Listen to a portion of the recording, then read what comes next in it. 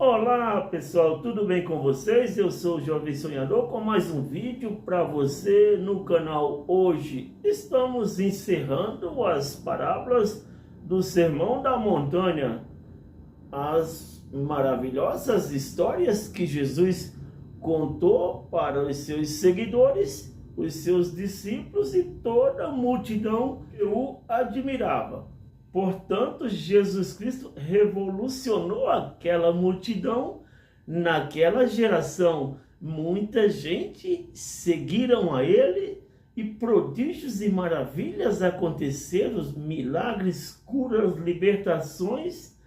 Cego enxergou, mudo falou, surdo ouviu, paralítico andou e até os mortos ressuscitaram, assim como estava escrito nas profecias do Antigo Testamento. Mesmo o profeta Isaías havia falado sobre esses acontecimentos e se cumpriu as profecias do Antigo Testamento e Jesus venceu até mesmo a morte de cruz. Sem mais delongas, vamos à parábola da casa construída sobre a rocha. A parábola da casa construída sobre a rocha, encontrada em Mateus 7, do versículo 24 ao versículo 27, e Lucas 6, do versículo 47 ao versículo 49, é uma história que Jesus conta para ilustrar a importância de praticar os seus ensinamentos. Jesus compara aqueles que ouvem as suas palavras e praticam ao homem prudente que construiu a sua casa sobre a rocha. Quando veio a chuva, os rios transbordaram e os ventos sopraram contra aquela casa. Ela não caiu porque estava alicerçada sobre a rocha. Em contraste, aqueles que ouvem as suas palavras, mas não praticam, é comparado a um homem insensato que construiu a sua casa sobre a areia. Quando veio a chuva, os rios transbordaram e os ventos sopraram contra aquela casa e ela caiu e grande foi a sua queda. A parábola da casa construída sobre a rocha nos desafia a refletir sobre a base da nossa vida. Estamos construindo a nossa vida sobre a rocha sólida dos ensinamentos de Jesus Cristo ou sobre a areia estável da opiniões e valores deste mundo? Esta história nos chama a uma vida de obediência prática, aplicando os princípios de Jesus no nosso dia a dia. A parábola enfatiza a importância da preparação espiritual para vencermos a adversidade. Ela nos incentiva a ter uma fé sólida e inabalável, fundamentada na verdade de Cristo, que nos sustentará das tempestades da vida. Portanto, meu amigo, eu te convido a construir a tua casa sobre esta rocha que é Jesus Cristo, e assim você sobreviverá todas as tempestades, todas as tribulações e os ventos contrários. A parábola do banquete das bodas do filho do rei. A parábola das bodas do filho do rei, encontrada em Mateus 22, do versículo 1 ao 14, é uma história que Jesus conta para ilustrar a rejeição ao convite de Deus e as consequências desta rejeição. Jesus descreve um rei que prepara um banquete de casamento para o seu filho e envia seus servos para chamar os convidados, mas eles recusam o convite. Alguns ignoram os chamados e voltam aos seus negócios, enquanto outros maltratam e matam os servos. O rei fica furioso e envia o seu exército para destruir os assassinos e queimar a cidade deles. Ele então envia os seus servos à encruzilhada para chamar qualquer um que encontrarem, maus ou bons, até que a sala do banquete esteja completamente cheia. Quando o rei entra para ver os seus convidados, ele encontra um homem sem as vestimentas de núpcias adequada e expulsa. Jesus conclui a parábola dizendo: muitos são chamados e poucos são escolhidos.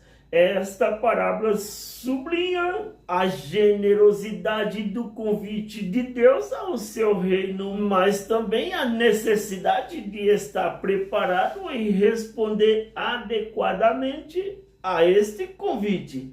A parábola do banquete da boda nos desafia a refletir sobre a resposta ao convite de Deus. Estamos aceitando e valorizando o convite para participarmos do reino dos céus? Ou estamos negligenciando? Esta história nos chama a uma vida de prontidão e gratidão, respondendo o convite generoso de Deus com entusiasmo e compromisso. A parábola do grão de trigo que morre. A parábola do grão de trigo que morre, encontrada em João 12, do versículo 24 ao 26, é uma história que Jesus conta para ilustrar o princípio da morte e ressurreição e o caminho para a verdadeira vida de frutificação. Jesus explica: se o grão de trigo não cair na terra e morrer, ficará ele só. Mas se morrer, produzirá muitos frutos. Ele usa essa imagem para ensinar sobre o seu próprio sacrifício e para ensinar os seus seguidores a abraçar a mesma atitude de entrega e serviço. Jesus continua dizendo que quem ama a sua vida a perderá, mas quem odeia a sua vida neste mundo a conservará para a vida eterna. Ele chama os seus seguidores a servir e a seguir, prometendo que aonde ele estiver, ali também estará os seus servos. A parábola do grão de trigo que morre nos desafia a refletir sobre a nossa disposição para seguir os exemplos de Jesus em alto sacrifício e serviço. Estamos dispostos a perder a nossa vida por amor a Cristo, sabendo que isso resultará em uma verdadeira vida em frutificação? Esta história nos chama a uma vida de entrega e compromisso com os princípios do reino de Deus. A parábola destaca o poder transformador da morte e da ressurreição. Ela nos encoraja a confiar no processo divino, sabendo que ao nos entregarmos totalmente a Deus, experimentaremos uma nova vida e uma frutificação abundante. Amigos e familiares, domésticos da fé, simpatizantes do Evangelho e admiradores da fé cristã. As parábolas, todas elas, têm o seu sentido completo, correto e verdadeiro para que possamos seguir com diligência e com muito compromisso e responsabilidade. Cada uma tem o seu ensinamento necessário que só nos conduz a uma verdade genuína e uma vida de felicidade. Quer ser feliz? Seja seguidor das parábolas e dos ensinamentos de Jesus Cristo. Jesus Cristo é amor e compaixão, misericórdia, perdão e tudo que você possa imaginar de bom. Jesus é.